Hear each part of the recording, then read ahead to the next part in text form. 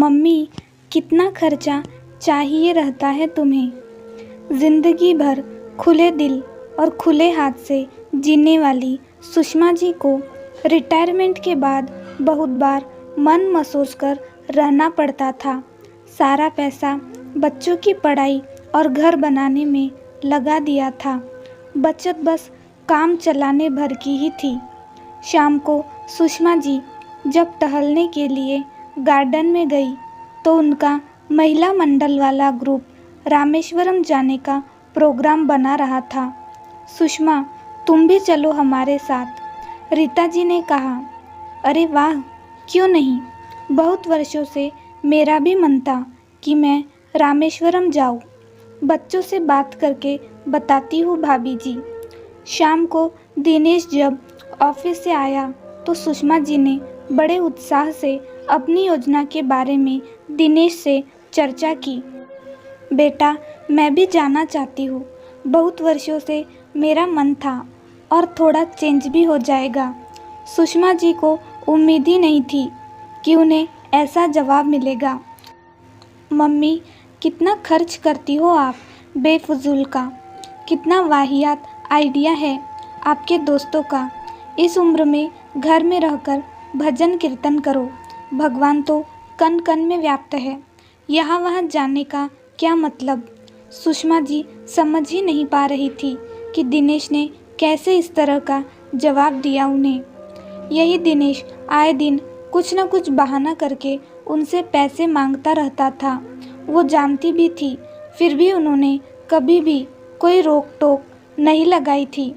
आज जब दिनेश को लगा कि उनको पैसे देने पड़ेंगे तो वो बिना मतलब के बहाने बनाने लगा था। सुषमा जी ने कोई जवाब नहीं दिया और वो वहाँ से चली गई। रीता जी का फ़ोन आया तो उन्होंने बिना कुछ बताए हाँ कर दी और उनसे मिलने का वक्त मांगा। भाभी जी, मैं दिन भर खाली बैठी रहती हूँ। मैं कुछ करना चाहती हूँ जिससे इस उम्र में मैं व्यस्त भी रह सकूँ और आत्मनिर्भर भी। अरे वाह सुषमा, तुमने सही समय पर अपने मन की बात की। मेरी पड़ोस में सुनीता रहती है, उन्हें एक टीचर की ज़रूरत है। तुम भी एक बहुत अच्छी टीचर थी। अगर तुम फिर से क्लासेस लेना शुरू करो तो अच्छा रहेगा। क्यों नहीं भाभी, आप हाँ कर दीजिए। और भी बच्चे हो तो मैं ले लूँगी। अब सुषमा जी शाम को बच्चों को ट्यूशन पढ़ाने लगी। उन्होंने घर पर नहीं बताया। धीरे धीरे बच्चे बढ़ने लगे। उनका पसंदीदा काम भी मिल गया और पैसे भी अच्छे खासे आने लगे।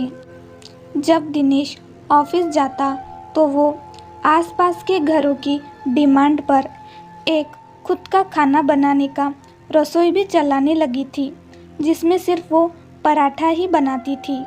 सुषमा जी अच्छी कुक थी तो उनके पराठे भी डिमांड में थे। उन्होंने अपने किचन का नाम रखा था घर के पराठे। एक दिन ऑफिस में अपने दोस्त के साथ दिनेश खाना खा रहा था। उसके दोस्त ने उसे खाना ऑफ़र किया। उसे स्वाद बहुत जाना पहचाना लगा। रवि, ये बहुत स्वादिष्ट पराठे हैं। ऐसा लग रहा है कि जैसे मेरी माँ के हाथों का। अरे, ये पराठे मैंने पहली बार ऑर्डर किया है। कोई आंटी है जो रसोई चलाती है, मुझे भी नंबर देना, दिनेश बोला। दिनेश के होश उड़ गए जब उधर से उसकी माँ की आवाज़ आई। वो कुछ नहीं बोला और उसी समय घर आया। माँ, आप ये सब काम क्यों कर रही है? आपने मुझसे कहा भी नहीं। बेटा, मुझे लगा कि जब तक मैं अपनी जिम्मेदारियों को खुद उठा सकती हूँ तो मैं तुम पर निर्भर क्यों रहूँ। बात बात पर तुम्हारे सामने हाथ फैलाना और अपनी ख्वाहिशों के लिए भीख मांगना मेरे आत्मसम्मान को ठेस पहुँचाने लगा था। मैं आत्मनिर्भर बनकर ज़िंदगी जीना चाहती हूँ। और हाँ, तुम अपने खर्चे स्वयं उठाना और मैं अपने। इस पैसे पर मेरा हक है। मेरी कोई भी जवाबदेही नहीं है तुमको। मैं जहाँ भी जाऊँगी तुम्हें बता दूँगी। तुम मेरी ज़िंदगी में हस्तक्षेप नहीं करना और ना ही मैं तुम्हारी ज़िंदगी में करूँगी। दिनेश आवाक सा देखता रह गया था। उसके पास ना तो अब सवाल करने का हक था, ना ही जवाब की उम्मीद। कहानी कैसे लगी हमें ज़रूर बताएं दोस्तों। चैनल पर नए हैं तो लाइक, शेयर और सब्सक्राइब ज़रूर करें।